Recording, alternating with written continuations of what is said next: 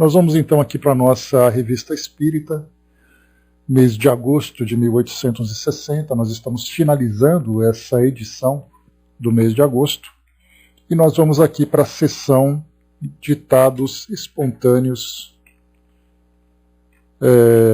Só um instantinho. Ditados espontâneos e dissertações espontâneas, recebidas ou lidas nas sessões da sociedade. Então aqui, Bom dia, Amazã, aqui nessa sessão nós temos então as diversas comunicações que chegavam na sociedade, fora das evocações que geralmente Kardec fazia ali com os nossos colaboradores, com os colaboradores da sociedade, né? Então a gente vai perceber que são assuntos avulsos, são assuntos que não necessariamente se conectam, mas nem por isso deixam de ter o seu valor, e por isso então Kardec fazia ali então a leitura, trazia as reflexões e também depois publicava aqui na revista. Nós temos 6 mensagens que chegaram, vamos então aqui para a primeira, o título Desenvolvimento das Ideias. Então Kardec coloca uma referência aqui, a propósito da evocação de Tilori, a partir da médium Senhora Costel. O Tilori era aquele cientista, né, que tentava descobrir ali um combustível mais potente do que o vapor na época, né? Então ele acabou vivendo meio que aquela auto-obsessão, aquela monoideia em torno dessa descoberta, e depois então Kardec fez a evocação para conversar com ele, né? Então essa mensagem ela foi assinada pelo espírito Jorges, espírito familiar da senhora Costel, né? Então ele sempre estava ali presente junto dela e sempre trazendo ali alguma orientação e tudo mais, e claro, né, que ele acabava participando também das atividades que aconteciam na sociedade, né? Então essas mensagens ora eram recebidas dentro da própria sociedade durante o desenvolvimento das atividades, ora recebida nas reuniões domésticas, digamos assim, e aí, então essas mensagens eram levadas para a sociedade, ou outras eram enviadas para a sociedade, usando ali, né, os meios de correspondência. Então o espírito Jorges, um espírito bastante frequente aqui nas atividades, né, nos trabalhos da sociedade. Então ele diz assim: vou falar da necessidade de reunir elementos diversos do espírito para formar um todo.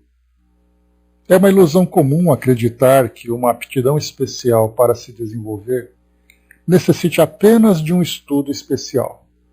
Não. O espírito humano, como um rio, se avoluma com todos os afluentes.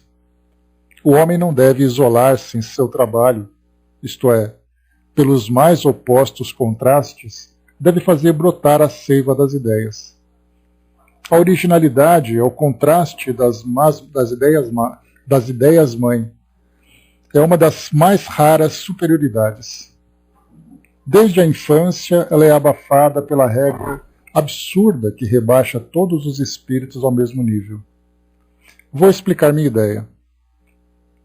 Tilori, que acabam de evocar, era um inventor apaixonado, uma inteligência ativa, mas se havia limitado à esfera da invenção, isto é, na ideia fixa. Jamais se postava à janela para ver passarem as ideias dos outros. Assim ficou prisioneiro de sua própria mente. O gênio flutuava ao seu redor, mas encontrando todas as saídas fechadas, deixou a loucura, sua irmã, penetrar e invadir o local tão bem guardado. E Tilori, que teria deixado um nome imortal, vive apenas na lembrança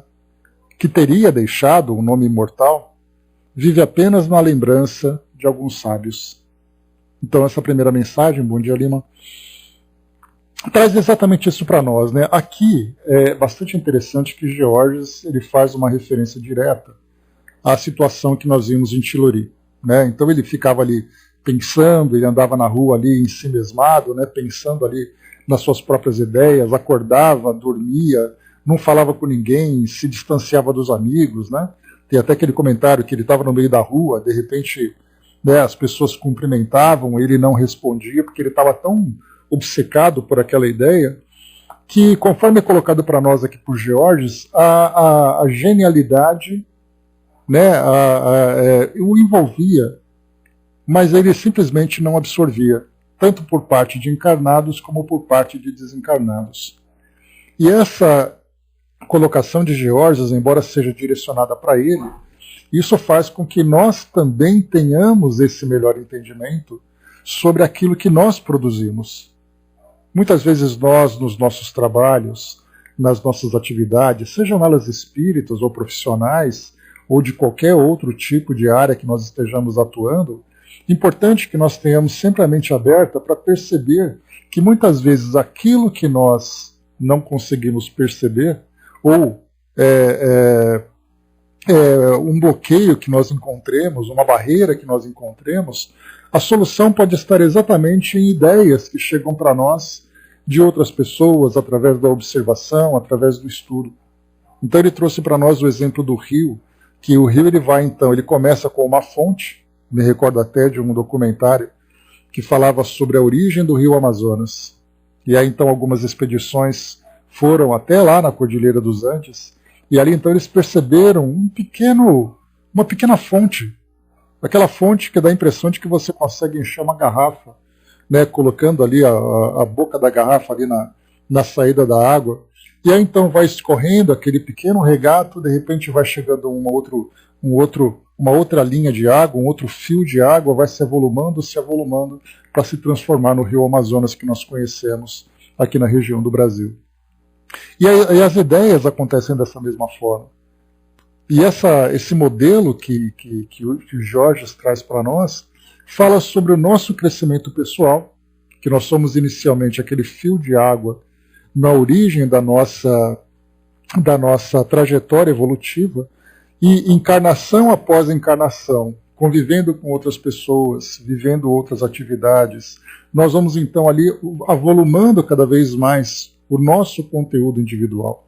Esse conteúdo que pode se dividir em conhecimento, em valores, em experiências variadas que vão sempre nos proporcionando oportunidade de crescimento.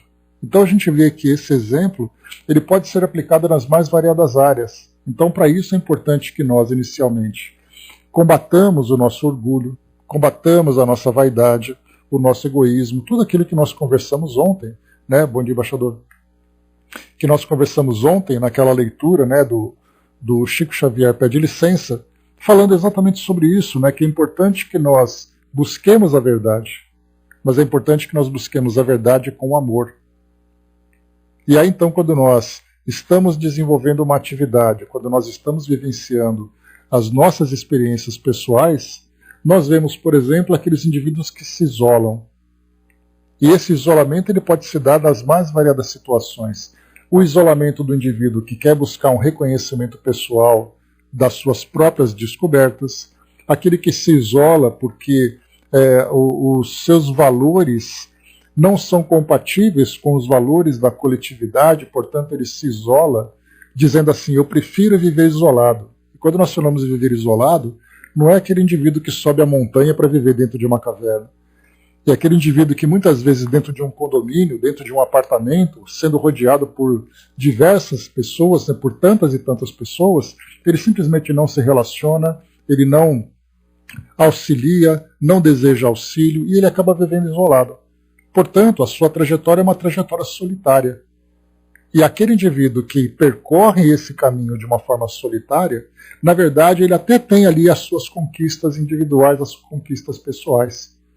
Mas ele demora muito mais para poder se desenvolver exatamente porque nós, espíritos, seres humanos, temos uma característica fundamental, que é a necessidade e a capacidade de viver em coletividade. Quando nós, então, nos isolamos, nós acabamos ali nos privando daquele que é o nosso maior atributo, né? Que é exatamente ali a capacidade do interrelacionamento com outras pessoas.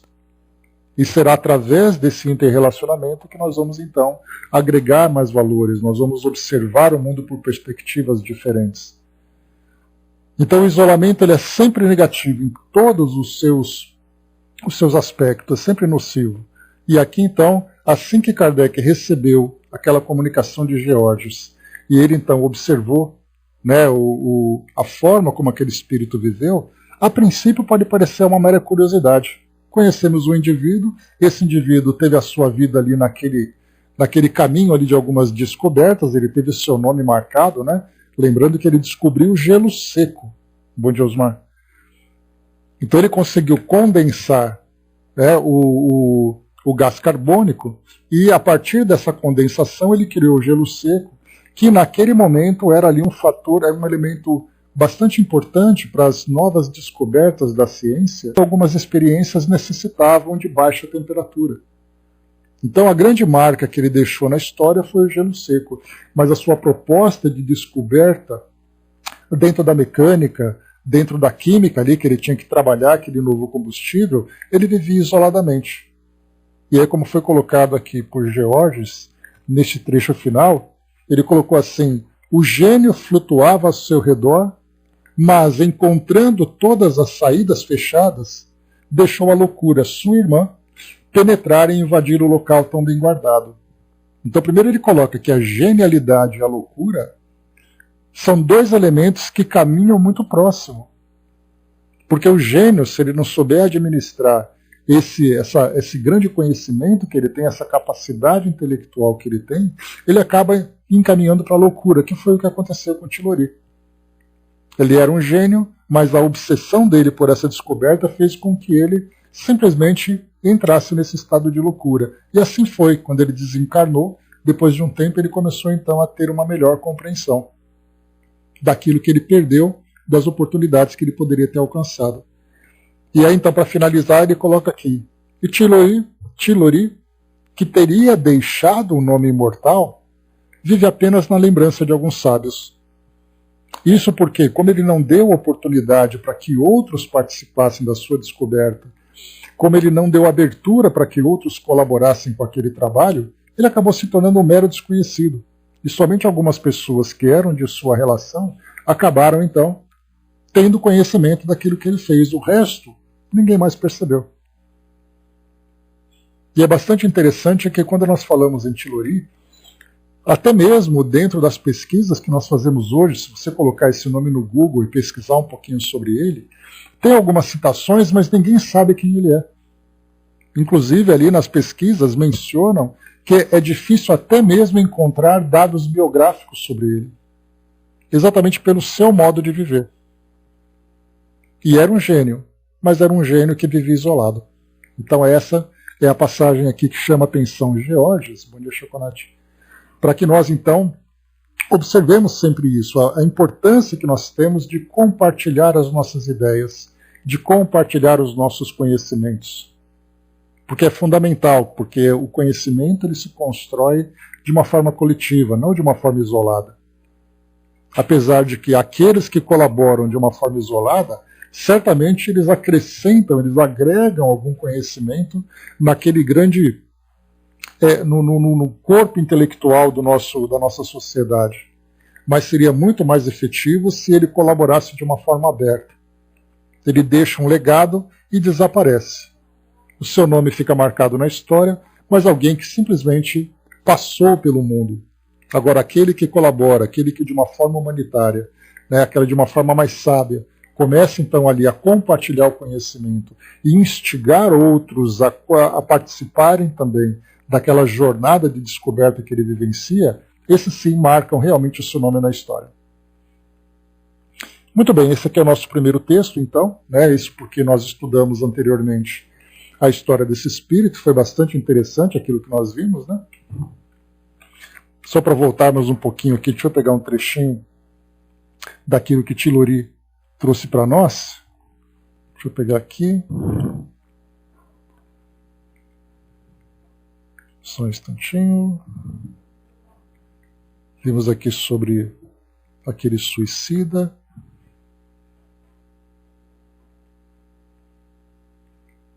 Isso aqui foi um texto grande até que nós vimos, né?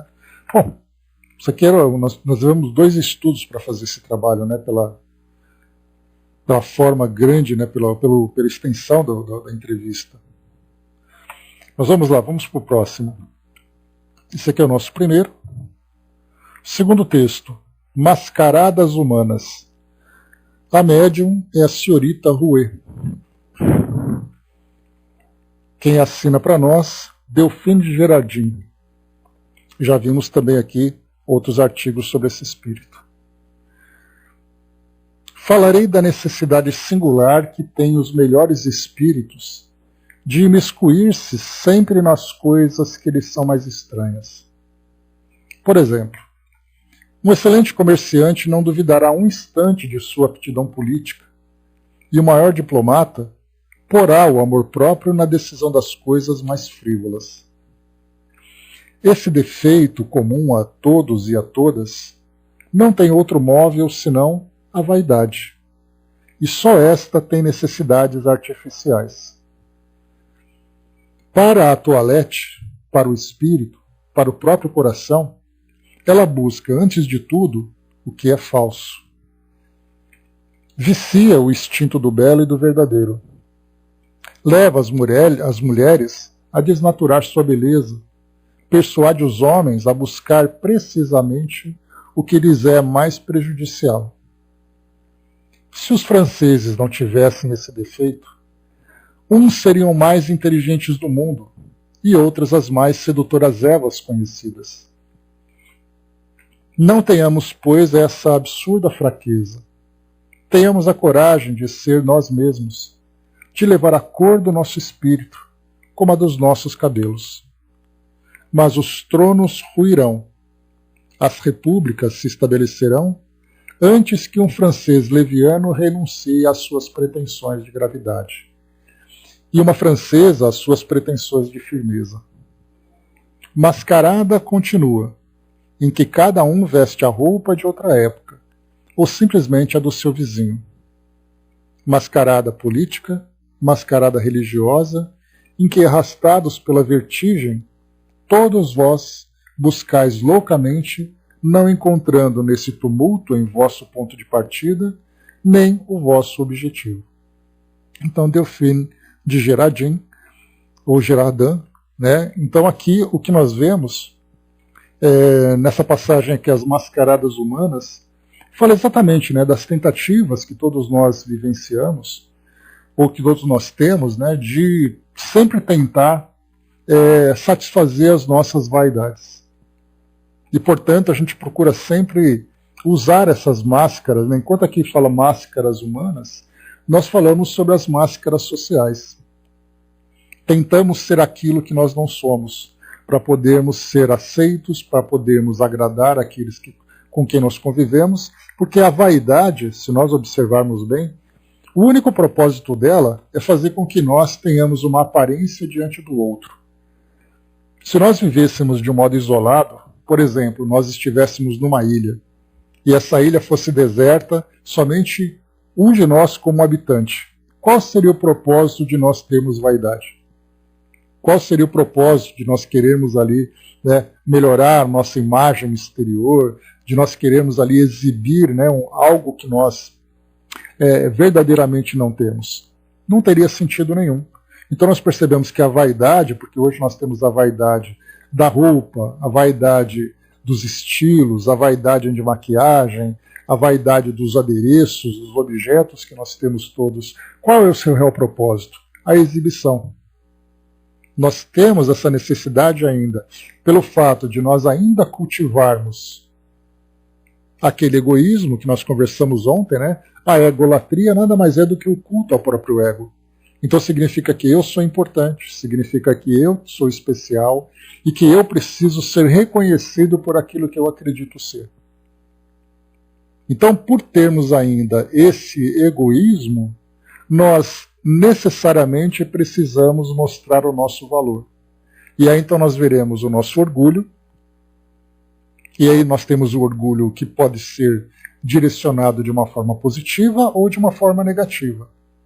O orgulho positivo, nós nos sentimos muito orgulhosos de termos um grupo tão coeso, um grupo tão sólido de estudos como esse, que veio sendo construído durante tanto tempo. Bom dia, Marion. Então nós nos sentimos orgulhosos de fazermos parte desse grupo. Isso para nós traz essa satisfação. E isso é positivo. Mas esse mesmo orgulho pode se tornar também negativo se nós imaginarmos que o fato de nós termos um grupo sólido como esse, o nosso grupo é melhor do que todos os outros. O mesmo orgulho acabou se transformando em algo negativo. Então, do egoísmo vem o orgulho. Do orgulho vem a vaidade.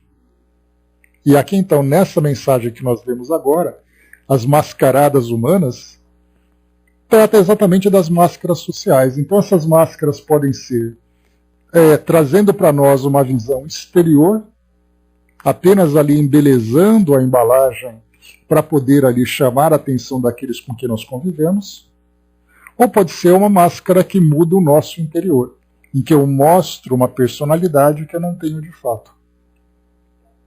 E o que chama atenção, bom dia, mami, o que chama a atenção para nós aqui, a Delphine, quando ela fala para nós, né, que, deixa eu pegar aqui o trechinho que ela comenta, não tenhamos, pois, essa absurda fraqueza, tenhamos a coragem de ser nós mesmos, de levar a cor do nosso espírito como a cor dos nossos cabelos. Então é bastante significativo, porque é algo que nós realmente desejamos combater, que nós desejamos vivenciar, né, de ter ali essa aceitação. E é por isso então que nós vemos, né, os modelos de beleza, os padrões da nossa sociedade que vão sempre ali trazendo para nós qual é o modelo mais aceito. E aí então, quando nós vamos observando os extremos dessa mesma condição, nós percebemos então ali até mesmo uma relação de intolerância. Bom dia, Rafael, bem-vindo. Então nós encontramos ali as relações de intolerância, porque o outro é diferente de mim, então eu não aceito porque ele não faz parte daquilo que eu desejo. Então nós percebemos que essa parte do orgulho, essa parte da vaidade, que todas elas fazendo parte do nosso egoísmo, até que ponto pode chegar a esse extremo? Eu me recordo, já comentei com vocês outras vezes, de um livro, O Novo Modo de Viver, de Hamed, psicografado pelo Francisco do Espírito Santo Neto, quando ele fala sobre máscaras sociais. Então ele diz assim que é muito natural que nós utilizemos essas máscaras, porque elas nos servem, nesse momento em que nós vivemos, para poder amortecer um pouco daquilo que nós sofremos na relação de sociedade. Porque se nós vivêssemos de um modo absolutamente sincero, transparente, do modo como nós somos hoje, nós causaríamos um verdadeiro caos na nossa relação. É muito comum nós ouvirmos falar, por exemplo, eu sou uma pessoa transparente, eu falo aquilo que eu penso. E as pessoas, quando dizem isso, dizem como se isso fosse uma virtude. E na verdade não é uma virtude. Ela pode ser uma imperfeição daquelas mais cruéis. Porque você dizer o que você pensa, sendo que o que você pensa é um pensamento egoísta, você vai jogar aquilo que você pensa como se fosse uma pedra no rosto da pessoa. Então a transparência não é necessariamente uma virtude. Ela se torna uma virtude quando você tem valores desenvolvidos, quando você tem ali valores nobres bem desenvolvidos e você vai utilizar essa sua sinceridade com caridade. Então tem aquela passagem que diz, né, que você pode lançar uma flor no rosto da pessoa ou você pode jogar uma pedra no rosto dela. Então a transparência é assim. E eu gosto bastante de utilizar aquele modelo que quando nós falamos em transparência, sinceridade, é como se fosse uma tubulação transparente. Você vai ver o que passa ali dentro. Essa tubulação pode ser a tubulação que passa aquela água cristalina transportando de um ponto a outro, ou pode ser aquela tubulação que transporta esgoto de um ponto a outro. E a transparência vai fazer simplesmente com que nós vejamos o que passa naquele interior. E se nós vemos ali o transporte de esgoto, dá para a gente ter uma ideia de quais são os produtos que passam ali dentro. E ao mesmo tempo, se é uma água cristalina, nós vemos a beleza da transparência, da limpeza, da pureza daquela água passando por aquela tubulação. Então, nesse caso, nós não temos ainda essa capacidade de sermos sinceros, porque o estágio evolutivo em que nós nos encontramos, em que o nosso sentimento de egoísmo ele é muito forte, ele é muito presente, nós vamos utilizar essa nossa sinceridade para violentar o direito do outro ser como ele deseja ser. Por isso, então, as máscaras sociais. Então, nós, por exemplo, eu não vou dizer para a pessoa que eu não gosto dela.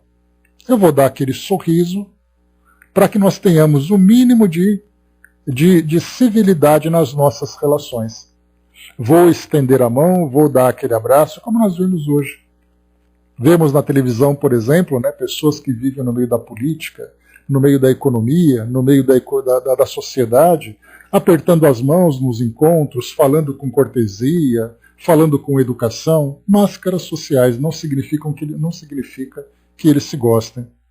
Então ela tem esse propósito de amortecer o impacto que nós sofremos nas nossas relações ainda conflituosas na nossa sociedade. Mas o que Hamed chama a atenção é que, se nós utilizamos essas máscaras de um modo permanente, aí sim isso se torna patológico. Porque quando nós utilizamos temporariamente para poder fazer com que as nossas relações, a nossa vida seja uma vida equilibrada dentro das nossas imperfeições, isso é um uso temporário. Mas quando nós passamos a interpretar uma personagem que acaba ofuscando nossa real personalidade, isso se torna patológico. Então, o que chama atenção aqui, a nossa Delphine, quando ela fala sobre então essas mascaradas sociais, ela chama exatamente isso. Esse defeito comum a todos e a todas não tem outro móvel senão a vaidade. E só esta tem necessidades artificiais. Então é importante que nós vejamos, a partir daquilo que ela traz para nós, vejamos sempre até que ponto nós estamos interpretando personagens para vivermos as nossas ilusões, as nossas fantasias. Porque já diz Emmanuel várias vezes, né, só se desilude quem se ilude. E a desilusão é sempre dolorosa. Então sejamos nós sinceros, mas para isso existe uma luta interior muito profunda. Porque nós precisamos abrir mão exatamente do nosso orgulho, da nossa vaidade.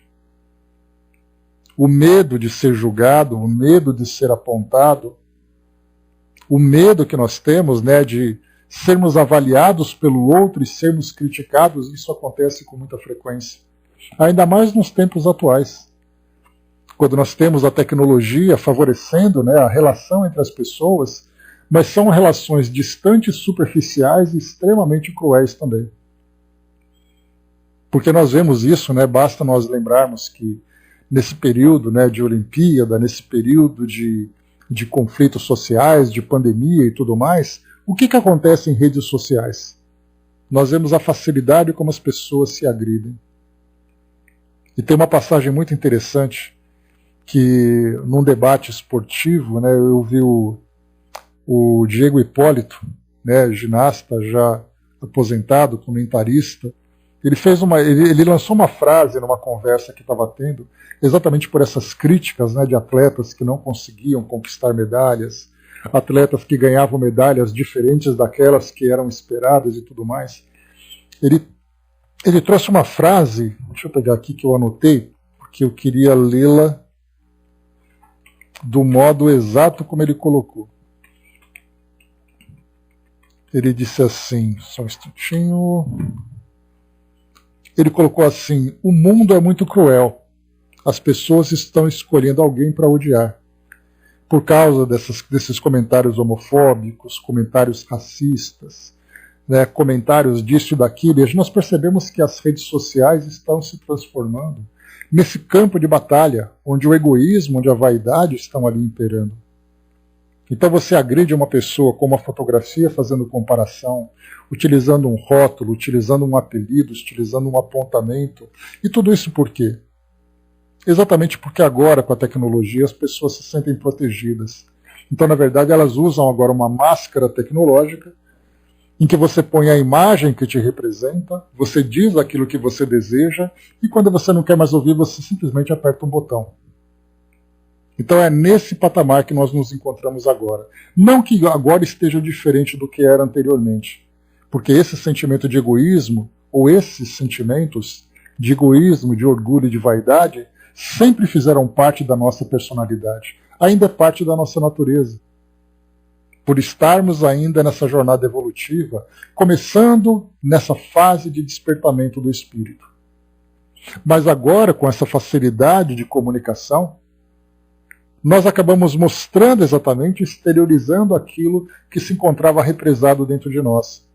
Porque se eu estou num grupo social e eu digo para alguém que o que eu penso sobre ela, eu acabo me isolando, porque eu não posso mais frequentar aquele local, ou aquela pessoa deixa de frequentar aquele local. Agora, nas redes sociais, eu não estou preocupado com nada, eu simplesmente lanço a minha opinião. E aí, então, a gente lembra aquela passagem de André Luiz que disse que suas opiniões revelam o verdadeiro lugar que você ocupa no mundo. Então, não importa se você está se mascarando, não importa se você está dizendo alguma coisa de um modo oculto, se você se encontra de um modo anônimo. As suas opiniões mostram o lugar que você ocupa no mundo. E se esse lugar que você ocupa no mundo é um lugar ainda que denota a sua inferioridade moral, a sua inferioridade evolutiva, você vai responder por aquilo que você constrói, é o caminho que você escolheu. Ninguém precisa ficar sabendo o que você está vivenciando, mas você já elegeu a posição que você ocupa no mundo. E nós estamos nesse mesmo processo.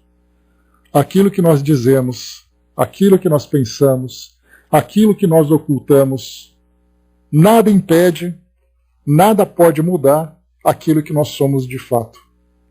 Então, por isso a importância, desse trabalho de transformação interior, esse trabalho de construção dos nossos valores, porque quanto mais legítimos nós somos dentro da nossa realidade, dentro da nossa personalidade, menos traumas nós sofremos, mais felizes nós conseguimos ser.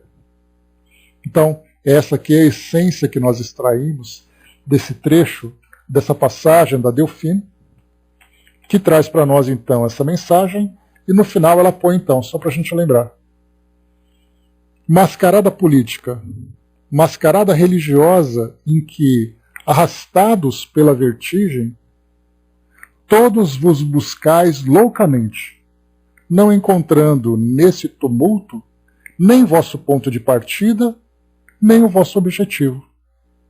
Nós nos perdemos tanto no meio dessas ilusões que nós esquecemos de onde nós viemos e para onde nós vamos. E aí tem aquele pensamento que diz assim: se você não sabe para onde vai, qualquer lugar serve. Então é como se nós ficássemos o tempo todo girando no mesmo ponto, sem saber exatamente qual é o nosso destino. Mas no momento em que nós conseguimos definir esse destino e trabalhamos para alcançar esse objetivo, aí sim os nossos passos se tornam firmes, se tornam de fato efetivos. Não ficamos zanzando, porque é como se nós olhássemos do alto de um prédio e víssemos as pessoas na rua andando de um lado para o outro sem saber para onde estão indo. E por outro lado, quando nós percebemos então que alcançamos esse esclarecimento e estabelecemos esse objetivo, nós vemos do alto desse mesmo prédio as pessoas caminhando numa mesma direção. E nós temos a oportunidade, estudando a nossa doutrina, a doutrina espírita, de compreender exatamente a nossa natureza espiritual, de entender aqui o nosso objetivo evolutivo, dos esforços que nós precisamos empreender para poder promover essas transformações e nos tornarmos tão transparentes quanto possível, mas mostrando exatamente aquilo que nós temos de mais virtuoso, e não uma transparência para mostrar a nossa imperfeição. Quanto mais nós nos desenvolvemos, menos temos necessidade de usar essas máscaras sociais para ocultar a nossa realidade. Então essa é a mensagem trazida para nós por Delphine. É uma mensagem bem bacana, a gente vê que ela é bastante despretensiosa, mas quando nós começamos ali a espremer um pouco mais, a gente começa a extrair dela a sua essência, e ainda assim com tantas e tantas imperfeições. Angelina colocou, um jovem filho de uma cantora de forró foi ao suicídio.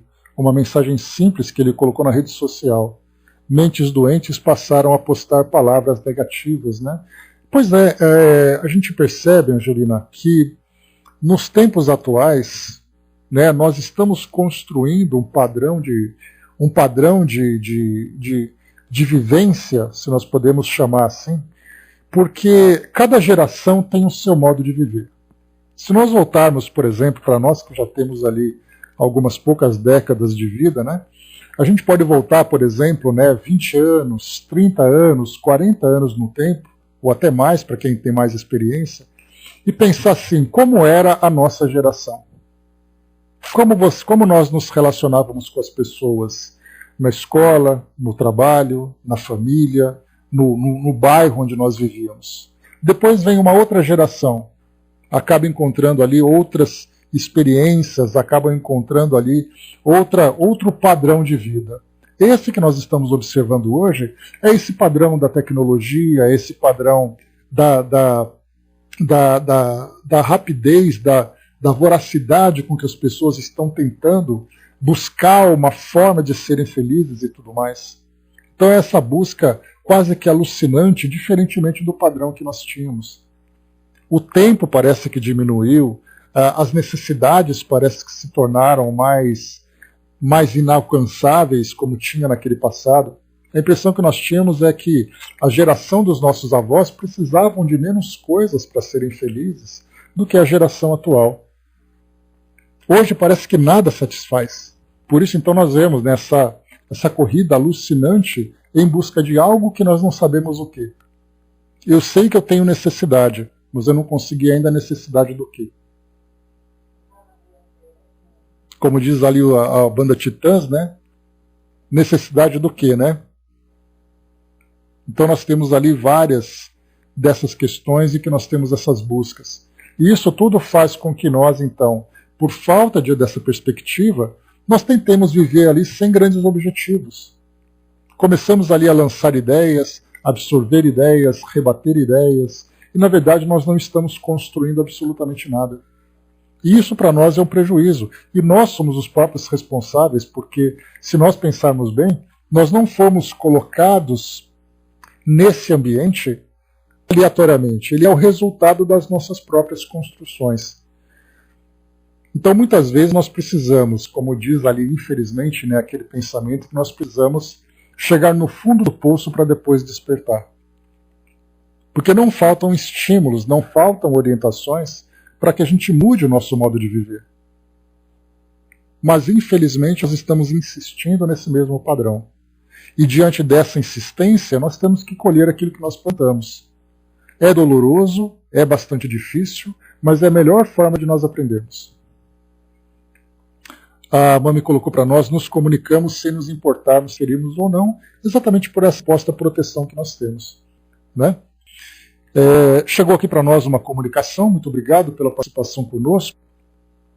Diz assim para nós: seguindo o raciocínio lógico colocado no momento, nós vemos que em alguns irmãos, a condição mental equivocadamente mostrada através de uma circulação mental, quando o excesso de pensamentos pueris, formando esse esgoto mental, que não procede com a tal evolução de um ser que chegou ao seu orbe para uma melhora íntima.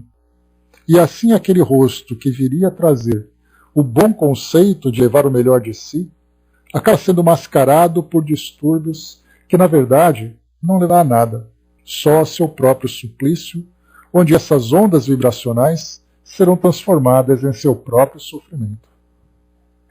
Então, dilua seus pensamentos que não serão carregados de uma forma aparentemente boa, para aquele pensamento limpo, claro, excessivamente puro, para que a sua consciência eleve cada vez mais as melhores condições de uma elevação fluídica e vibracional, para que o seu corpo físico e mental, com o seu corpo espiritual cada vez mais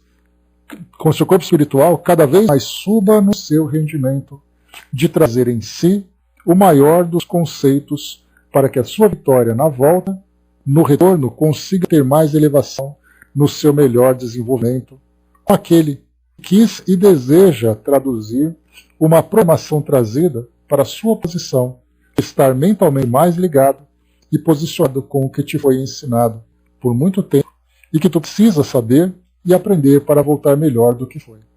Muitíssimo obrigado pela contribuição. Vemos então essa colocação que chega a nós do outro lado, mostrando exatamente isso. Porque primeiro nós vemos do lado de cá, enquanto nós estamos ali no meio, né, de toda essa agitação aqui da nossa sociedade. E agora a gente vê exatamente essa orientação trazendo para nós agora, vendo a nossa vida de uma perspectiva mais elevada. Ou seja, enquanto nós estamos aqui no mundo encarnado tentando alcançar a felicidade, do outro lado nós somos observados no nosso modo de viver. E se percebe exatamente isso. Todas essas ideias, né, e aqui a gente entra, né, a partir dessa orientação que chega para nós, em algo muito mais sutil.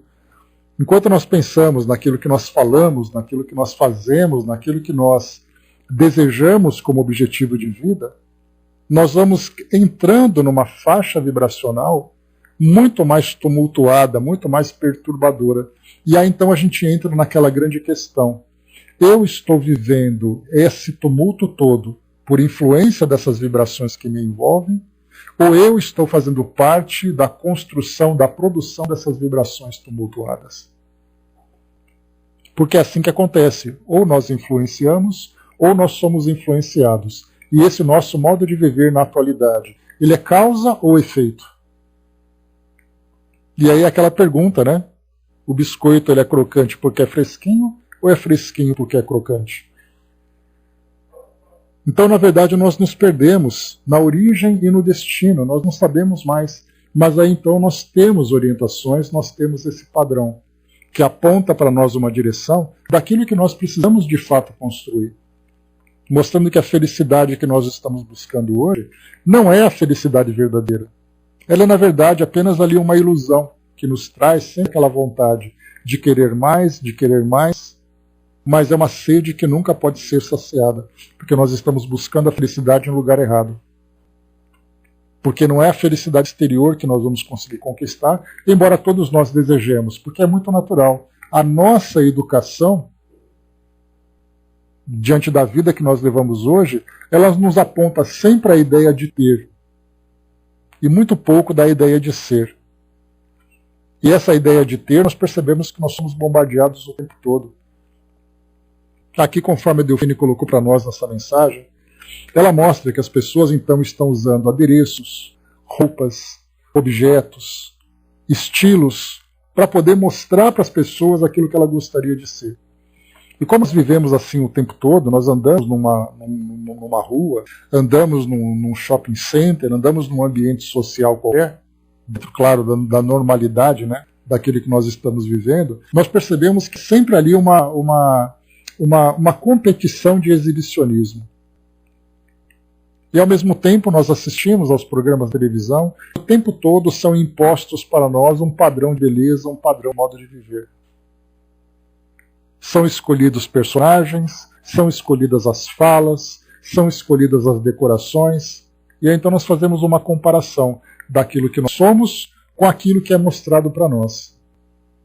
Um programa de televisão, por exemplo, só para a gente poder analisar de um modo mais objetivo essa ideia, um programa de televisão onde nós temos ali jovens, pessoas bem-sucedidas, que mostram ali aqueles programas bem elaborados, nós temos que pensar em quantas pessoas estão envolvidas na produção daquele programa.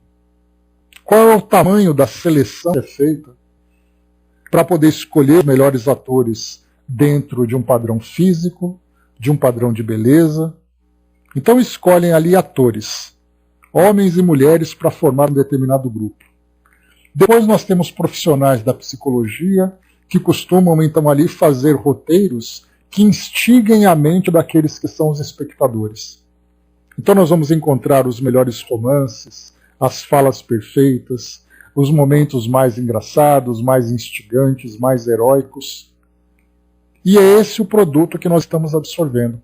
Aí então eu olho para a minha vida e falo assim, poxa, como eu queria aquele herói, como eu queria fazer parte daquela relação, como eu queria aquele homem, aquela mulher para fazer parte da minha vida. Porque aí eu olho para a minha vida e percebo quem é do meu lado. E eu fico pensando quem eu gostaria que estivesse do meu lado, alimentando sempre aquela fantasia. E isso gera em nós uma infelicidade contínua. Porque nós nunca ficamos satisfeitos com aquilo que nós temos. Nós sempre queremos aquilo que está fora do nosso alcance. Só que esse fora do nosso alcance é algo artificial. É algo que foi criado, que foi manipulado, que foi estudado para nos entreter. Não é uma realidade. Tanto não é uma realidade que nós percebemos que aqueles mesmos atores, aquelas mesmas atrizes que fazem parte do programa, vivem muitas vezes um verdadeiro tormento em suas vidas pessoais. Mas como é que ela pode ser tão infeliz? Por que ela cometeu suicídio? Por que ela usou droga? Por que ela faz parte daquele escândalo? Se no programa de televisão ela tem uma vida perfeita. Exatamente porque aquela vida perfeita nada mais é do que uma ilusão. Nós estudamos ontem, lembra? O mito da caverna de Platão? Em que nós vivemos no fundo da caverna, observando as sombras que são projetadas no fundo da caverna, e nós acreditamos que aquilo é uma realidade. E aí então, quando nós saímos da caverna, nós começamos a deparar com a realidade. Só que essa realidade depende do nosso esforço para ser bem compreendido. Porque do contrário, nós vamos para fora da caverna, vemos a realidade do jeito que ela é, vai exigir de mim um determinado comportamento para que eu possa assimilar aquela verdade. E aí, se eu não aceito, eu opto em voltar para a caverna. Eu vou dizer, mas ver aquilo que é a verdade, eu vou precisar renunciar a tudo aquilo que para mim é uma fantasia, tudo aquilo que é prazeroso. Então eu prefiro viver isolado no fundo da caverna, ali contemplando as sombras que são projetadas naquela parede, do que encarar a realidade. Porque a realidade é, você não é a personagem que está na televisão. Você não tem aquele carro que passa na propaganda, onde os publicitários encontram ali os ângulos mais perfeitos, os detalhes mais minuciosos, as luzes, o brilho, o som, a música. Tudo isso é uma produção artificial para vender um produto. Aquela pessoa que aparece com crise, ela teve que anunciar a sua saúde física, muitas vezes a sua saúde mental, para que ela pudesse ser um programa de televisão. E aí então nós espelhamos a nossa realidade naquela fantasia que nos é dada. A consequência, nós somos realmente infelizes. E é por isso então que nós encobrimos essa infelicidade com essas máscaras para tentarmos ser aquilo que nós somos. Porque é assim que a sociedade nos educa. Se você não é aquilo que é mostrado, aquilo que é cobrado, nas suas relações sociais, você é alguém que não serve para fazer parte daquele grupo. E a nossa própria natureza gregária que nós temos, de fazermos parte de uma coletividade, exige de nós que nós sejamos assim. Mas só do jeito que nós somos, não somos assim. O que nós fazemos? Nós optamos em violar a nossa real natureza para nos transformarmos naquilo que nós não somos. Só que isso tem um preço. E esse preço vai exatamente, se nós pensarmos dentro daquilo que a doutrina espírita nos apresenta, que nós estamos encarnados hoje, para trabalharmos a nossa evolução, para trabalharmos o nosso progresso, nós percebemos que nós estamos simplesmente perdendo tempo. Nós optamos em viver aqueles momentos de satisfação dentro daquela ação do nosso grupo, em detrimento do nosso crescimento individual. Infelizmente, essa é a escolha que nós fazemos. Pelo medo que nós temos de não alcançar aquilo que todo mundo está alcançando. Mas agora, conforme a gente alcançando esse esclarecimento espiritual, nós percebemos que no momento que o indivíduo desencarna, não importa o que ele acreditava, não importa o que ele gostava. Ele vai se deparar com a sua própria realidade. É ele com ele mesmo. E nessa, entrando a si mesmo, ele sempre vai perceber o desperdício que foi as escolhas que ele fez. Então nós podemos hoje modificar isso de viver. Claro que dentro de fase de transição. Eu não preciso abrir de tudo aquilo que eu tenho, de tudo aquilo que eu entendia ser, mas eu preciso começar a fazer esse trabalho de mudança. Como aconteceu no mito da caverna de Platão, aquela pessoa que saiu daquela caverna, ele não começou a enxergar tudo à clareza. Primeiro ele foi ofuscado pela luz. O sol brilhava, ele não conseguia abrir os olhos, porque vivendo no fundo daquela caverna, a sua visão estava adaptada para aquela escuridão, então ele só via as sombras projetadas e era muito confortável. De repente ele sai para com aquela claridade. E aí então ele demorou um tempo para que a visão pudesse se adaptar, para que ele começasse a mudar, até o momento em que ele começasse a olhar para fora com mais clareza. Assim acontece conosco. É importante que nós continuemos ainda vivendo dentro da coletividade, mas é necessário que nós pensemos se esse modo de vida que nós hoje é o verdadeiro modo que vai nos trazer a felicidade que nós desejamos.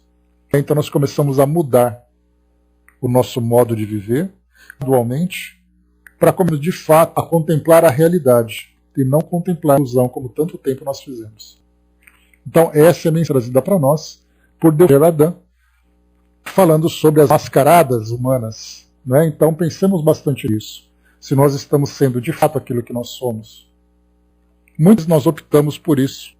Né? Me recordo até de um trecho, eu já comentei com vocês, do filme Matrix. Aquele grande sucesso dos anos 90, em que as pessoas então acordavam, saíam daquele programa que falava a vida que nós temos hoje e se deparava com a realidade.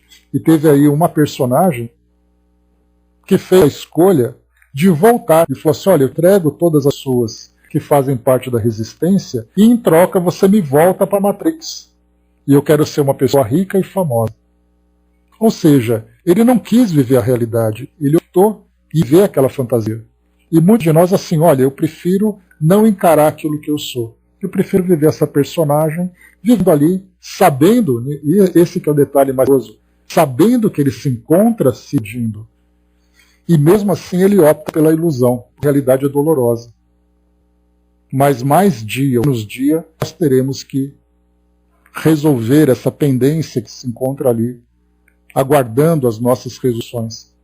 Por isso, então, é importante que nós comecemos a fazer essa transformação, que ela vai acontecendo de uma forma gradual, de uma forma progressiva e positiva. Porque quanto mais nós adiarmos, inevitavelmente, mais tempo nós levaremos para chegar no mesmo objetivo. Muito bem, próxima mensagem que chega para nós. O saber dos espíritos. Também da senhorita Rouet. Lembrando que nós estamos aqui nessa sessão das dissertações, dos ditados espontâneos e dissertações espíritas da Revista Espírita, em que nós temos várias mensagens aleatórias que foram chegando, com temas diferentes, a gente vai passando por cada uma delas. Então a senhorita Rouet, trazendo para nós aqui uma mensagem agora de Shanin, ou Shannon, e ela diz assim, o saber dos espíritos. Então vamos agora virar a nossa chavinha aqui para entrar num novo assunto.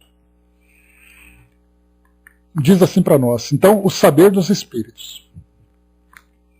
No estudo do espiritismo há um erro muito grave que se propaga cada dia mais e que se torna quase o móvel que faz os outros virem a nós. É o de nos julgarem infalíveis de nossas respostas. Aqui lembrando que quem fala aqui é um espírito. Então, nós vamos em busca dos espíritos acreditando que eles são infalíveis, ou acreditando que eles sejam infalíveis. Por isso ela coloca, no estudo do espiritismo há um erro muito grave, que se propaga cada dia mais e que se torna quase o móvel que faz os outros virem até nós. É o de nos julgarem infalíveis em nossas respostas. Pensam que tudo devemos saber, tudo ver, tudo prever. Erro. Certamente, não mais estando nossa alma encerrada num corpo material, como um pássaro numa gaiola, lança-se no espaço. Os sentidos dessa alma tornam-se mais apurados, mais desenvolvidos. Vemos e ouvimos melhor, mas não podemos saber tudo, estar em toda parte, porque não temos o dom da ubiquidade. Que diferença, pois, haveria entre nós e Deus se nos fosse permitido conhecer o futuro e anunciá-lo com precisão? Isso é impossível. Sabemos mais que os homens, certamente. Algumas vezes podemos ler no pensamento e no coração do que nos falam, mas aí se detém a nossa ciência espírita. Corrigi-vos, pois, da ideia de nos interrogar unicamente para saber o que se passa em tal ou qual parte do vosso globo, em relação a uma descoberta material, comercial, ou para ser desadvertidos do que acontecerá amanhã nos negócios políticos e industriais. Haveremos sempre de vos informar sobre o nosso estado, sobre nossa existência extracorpórea e sobre a bondade e a grandeza de Deus. Enfim, sobre tudo quanto possa servir à vossa instrução e a vossa felicidade presente e futura. Mas não nos pergunteis o que não podemos ou não devemos dizer. Shannon traz para nós então essa mensagem valiosíssima. Porque para nós hoje, se nós pensarmos bem, para nós que estudamos a doutrina espírita, nós já temos um certo entendimento sobre a nossa relação com o mundo espiritual. Kardec, inclusive, lá no Livro dos Médiuns, ele tem um capítulo que diz, né, quais as perguntas que devem ser feitas aos espíritos. E quando ele faz essa pergunta, é porque quando na época se abriu a possibilidade de comunicação mais clara, mais frequente com os espíritos, a partir do estudo, da compreensão e do desenvolvimento da mediunidade. Vai com Deus, Rafael, bom fim de semana para você. A partir da comunicação, né, dos canais da mediunidade, nós percebemos que as pessoas começaram a conversar com os espíritos e fazerem perguntas pessoais. Por exemplo, né, a respeito de negócios, a respeito de relações afetivas. Exatamente, né, Didima? Nossa curiosidade é irresponsável, cheia de interesses pessoais. E isso foi na época, por isso que Kardec teve a necessidade, quando então ele lançou o Livro dos Espíritos, depois ele lançou sobre o livro, né, Instruções, né, sobre o trabalho com a mediunidade. O livro, inclusive, deixa eu pegar o título aqui, eu nunca lembro o nome desse livro, está aqui o nome dele. Instrução Prática sobre as Manifestações Espíritas. Ele lançou então esse livro para poder trazer ali uma orientação emergencial para as pessoas que começavam a usar a mediunidade com essa finalidade. Depois então, né, após esse trabalho, inclusive é o comentário que ele faz nessa nota final do mês de agosto, quando ele comenta que esse livro Instruções não seria mais publicado, seria a última edição dele, porque um outro livro estava sendo elaborado, que era o Livro dos Médiuns ou o Manual dos Evocadores, que seria mais completo, que seria mais desenvolvido. E aí então ele instruía as pessoas sobre essa questão das perguntas. Então, para nós que estudamos a doutrina espírita, esse livro, claro, é uma grande referência, um grande conteúdo que nos instrui a respeito dessa relação e dessa parte científica da doutrina espírita nesse processo de comunicação com o mundo espiritual. Mas lembrando que essa instrução que chega para nós, ou que chegou ali de Shannon, que chegou para a sociedade que hoje nós estudamos, ela tem um alcance muito mais amplo. Porque nós olhamos para o mundo hoje e nós percebemos como a ideia de se comunicar com o mundo espiritual, como isso nos instiga. Tanto é assim que nós encontramos aqui em São Paulo, por exemplo, certamente e nas grandes cidades que vocês vivem também, nós encontramos coladas em paredes, postes nas ruas, aqueles pequenos panfletos, né? Fazemos amarrações, trazemos o seu amor de volta, fazemos isso, fazemos aquilo. E aí então as pessoas se entregam a esse tipo de trabalho, que, como nós vimos, já conversamos sobre isso, muitos deles são trabalhos legítimos de mediunidade, porque o mecanismo ele é verdadeiro, os espíritos de fato conversam, mas infelizmente as perguntas que são feitas são respondidas por espíritos que estão ligados, que estão afinizados com esses interesses. Então médiuns, espíritos e consulentes, todos eles ligados no mesmo interesse. E aí então vem essa grande ilusão. Porque, como foi colocado para nós, o conhecimento dos espíritos é limitado. Mas nada impede que o espírito dê a sua própria opinião. E dependendo dos interesses que ele tem nessa relação com os encarnados, ele vai dizer aquilo que ele pensa, mesmo que seja ali as ideias mais fantasiosas, mais equivocadas. Mas nas comunicações mediúnicas, que são legítimas e têm esse propósito construtivo, aí então as ideias mudam. porque é o que Kardec chama a atenção quando ele fala sobre as perguntas que nós devemos fazer, que os espíritos não vão responder.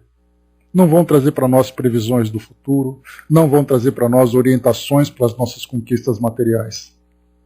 Como foi colocado aqui por Schengen, a comunicação serve para trazer para nós orientações morais e para falar sobre a realidade do mundo espiritual que nós estamos aprendendo a conhecer. Então, quem são os espíritos? Como vivem os espíritos? Qual será a nossa condição futura no mundo espiritual? Então, os espíritos trarão para nós todas essas instruções. Mas no momento que eu pergunto, será que eu vou me casar com o fulano?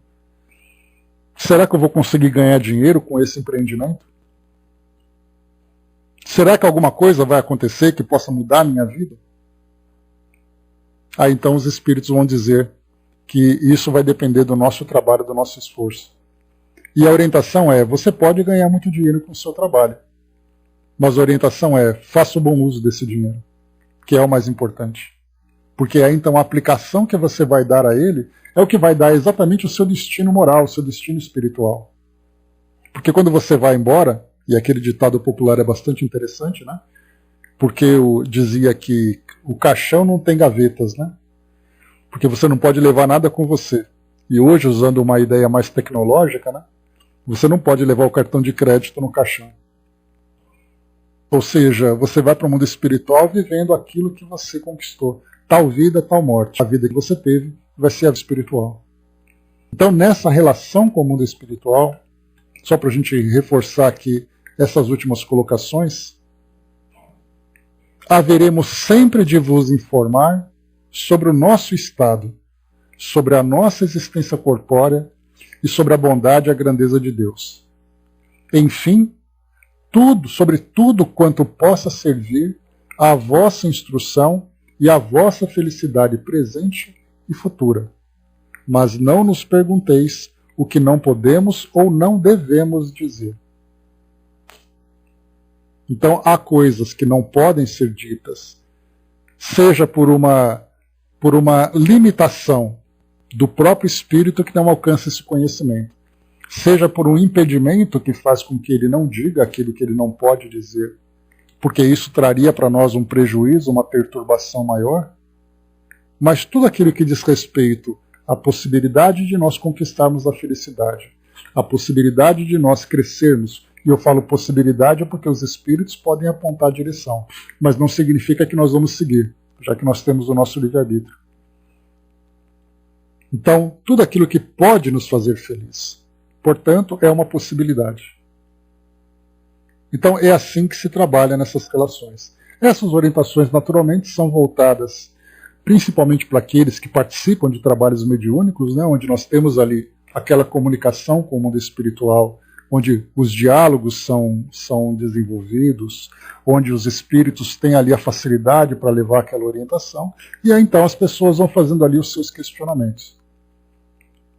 Essa orientação chegou então lá na sociedade, nós imaginamos que tenha sido recebida na própria sociedade, portanto, né, ali para aqueles que participavam, mas claro, por extensão, chega até nós para que nós tenhamos muita disciplina no nosso estudo, no cuidado nessa relação com o mundo espiritual.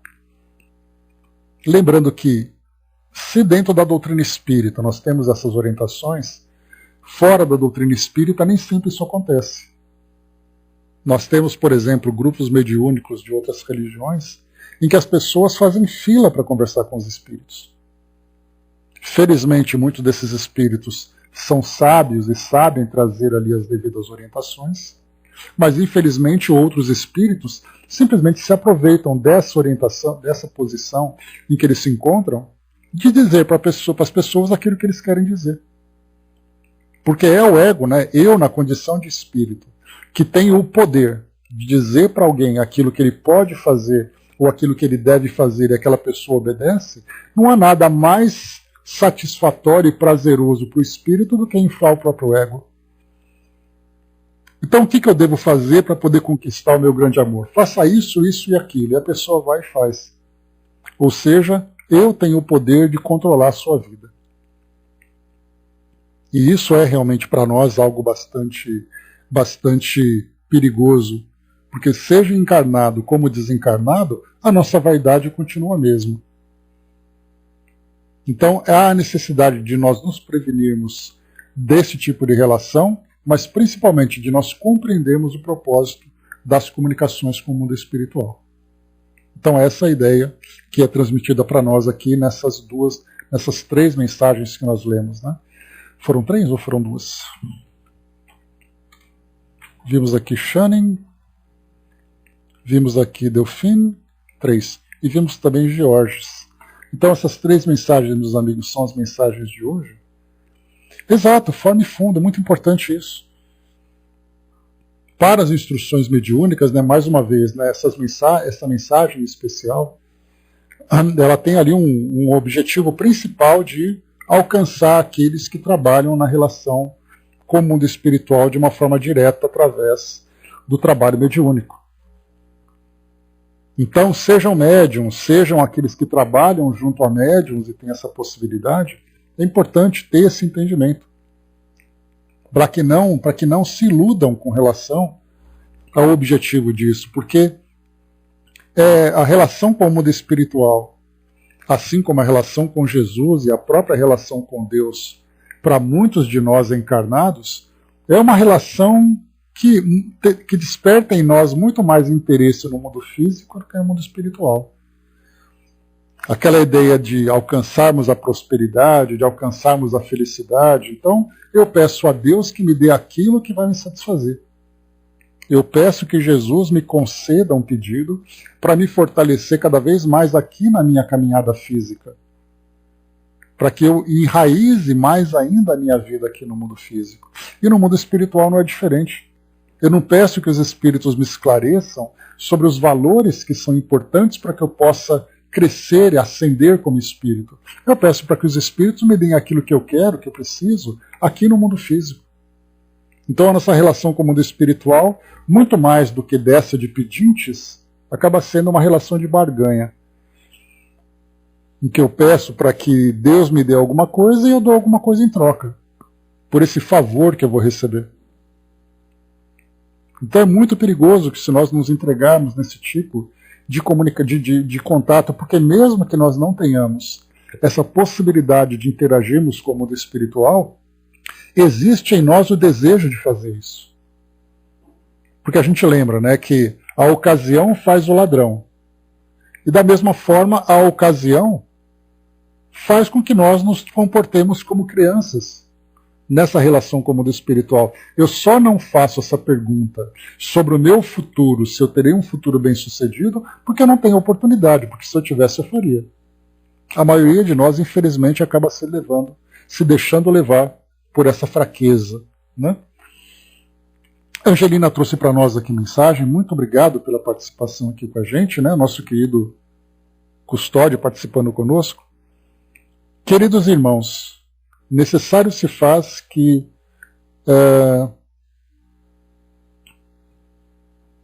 vós, espíritos que estades na terra, sedes seres individuais, e bem vos foi informados, ao sair de cá, do nosso mundo, que é a oportunidade que Deus vos deu para vossas evoluções. Ainda não foi mentalizados em vossas mentes que o que devereis carregar é somente a bagagem que não pesará apenas em vossos ombros, mas a que os vossos espíritos poderão carregar. Né? Então, que essa lembrança, muito obrigado pela presença, estávamos saudosos. Então aqui, conforme é trazido para nós, né, que a nossa programação reencarnatória, quando nós então, digamos assim, assinamos o contrato, concordando com os termos que foram apresentados naquele contrato, falava exatamente sobre isso, sobre a importância de nós virmos para cá, como espíritos ali que vão trabalhar aqui no mundo físico, visando esse progresso, e que nós teríamos um retorno. A nossa vida não seria definitiva aqui. E que ao retornarmos para o mundo espiritual, que nós levássemos apenas as conquistas relativas à nossa condição de espírito, e não relativas à nossa condição de encarnados. Porque se nós vivemos em função das conquistas materiais, quando nós voltarmos, nós estaremos vazios. Aquela bagagem que nós deveríamos trazer de volta, com todas aquelas conquistas morais e intelectuais que nós então tivemos oportunidade de conquistar, vai ser vazia. Porque tudo aquilo que nós conquistamos foi a ilusão, a fantasia, muito ligado àquilo que a Delfino trouxe para nós. Vivemos no mundo sem sermos do mundo.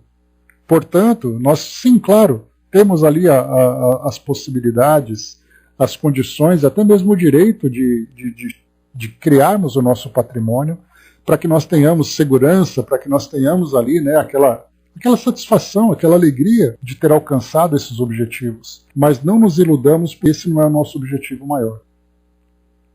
Temos que carregar exatamente aquilo que nós, como espíritos, que somos, né? E dentro daquele pensamento que diz assim, da vida, a gente leva a vida que a gente leva. Portanto, é aquilo que nós somos hoje, é o modo como vivemos, que será aquilo que nós retornaremos, que estará conosco quando nós então retornarmos. Então, na verdade, nós somos seres em transição. Nós somos seres primitivos, como no mundo hoje, que é por isso que o mundo, sim, esse caos que vemos. Todo mundo acredita que o único elemento da nossa existência agora. Então a gente procura viver a vida intensamente, como que, mesmo muitas vezes, né, Custódio chegou, muito obrigado, nós que agradecemos. Porque nós vemos exatamente isso, né, a vivência, a vida sendo vivida com toda essa intensidade, muitas vezes até de um modo desprevenido, muitas vezes de um modo equivocado. Porque nós queremos viver aquela intensidade toda usando todas as possibilidades, usando todos os nossos recursos, usando ali todos os nossos esforços para alcançar aquilo que para nós nasce de uma ilusão. E isso para nós traz um preço. Porque é o que nós vemos, né? Lembrem que nós conversamos ontem, naquele mesmo artigo, para nós finalizarmos já, nós lemos Chico Xavier Pede Licença, a Verdade e o Amor. Se nós pudéssemos listar os 10 maiores problemas que o mundo enfrenta hoje, e ao utilizar o amor, esses problemas resolvidos, esses foram criados exatamente por causa dessa ideia, por causa dessa ilusão de que essa vida se resume no agora.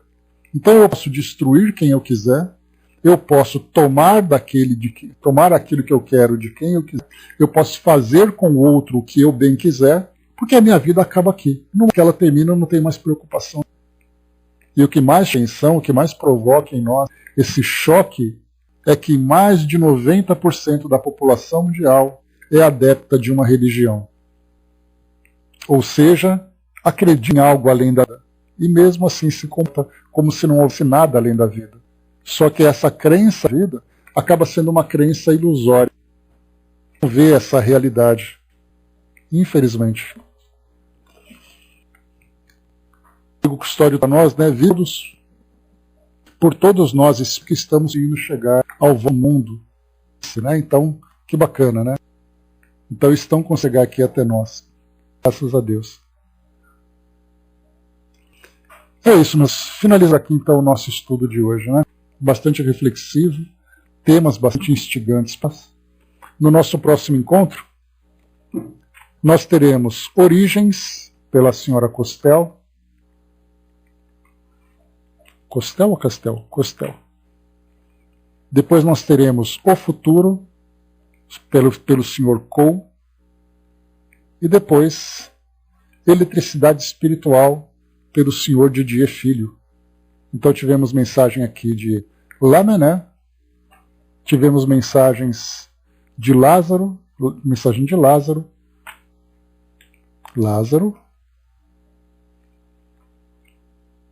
São Luís e Lamennais. São os 3 espíritos, então, que trarão para nós orientações para o nosso próximo encontro. Mas é isso, meus amigos. Encerrando por aqui o nosso trabalho, ficam aqui essas reflexões para nós aqui assimilarmos, né, matutarmos com ela, porque, mais uma vez, né, nós não temos mais a possibilidade de dizer que não sabíamos. A cada dia que passa, a gente vai fortalecendo cada vez mais as nossas convicções, fortalecendo